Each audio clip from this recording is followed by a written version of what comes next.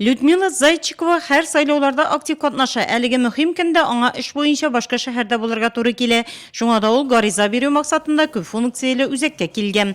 Меня не будет в городе Нурлат. Мин ул көнне Нурлатта була алмыйм. Шуңа да Ярчаллы шәһәрендә урнашкан сайлау участогында үз тавышымны бирергә туры киләчәк.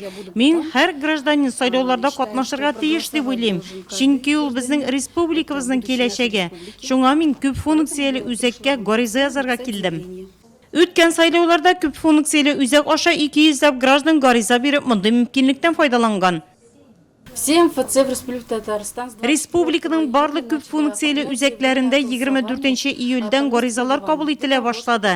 Шул исәптән бездә дә 18 сентябрьдә үтәчәк Татарстан Республикасы Дәүләт Советына депутатларны сайлау көнне яшәү урыны буенча түгел, кайда буласың, шул урындагы сайлау участокларында үз тавышыңны бирү өчен. Гаризалар безнең үзәктә дә 24 июльдән 4 сентябрьгә кадәр кабул ителәчәк. Белгечләр сезгә гариза язарга булышыр, уңайлы булган сайлау участогының номерын, адрес табарга ярдәм итәчәк. Гаризаларны тутыргаштан соң аның бер өлеше сезгә биреләчәк. Безнең үзәк 6 көн дәвамында эшли, иртәнге 8-дән кичке 6-га кадәр, ә сишәмбе көнне иртәнге 8-дән кичке сәгать 8-гә кадәр. Территория сайлау комиссиясе Нурат гимназиясе бинасында урнашкан. Шулай ук бирегә килеп тә гариза тапшырырга мөмкин.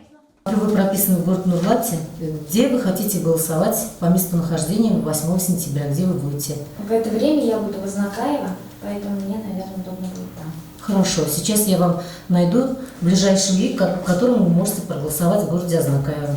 Гаризаларны ТИКка 24 июльдән 4 сентябрьгә кадәр бирергә була.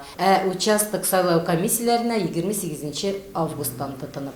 Бердән Россия партиясыннан тыш, шулай безнең ТИКта КПРФ, ЛДПР, Справедливая Россия партияләрдән депутатлыкка кандидатлар теркәлде.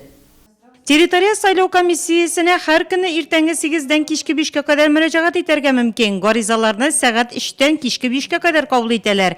Ял көннәрендә иртәнге сәгать 8-дән 1-гә кадәр. Үзең белән паспорт алып килергә кирәк.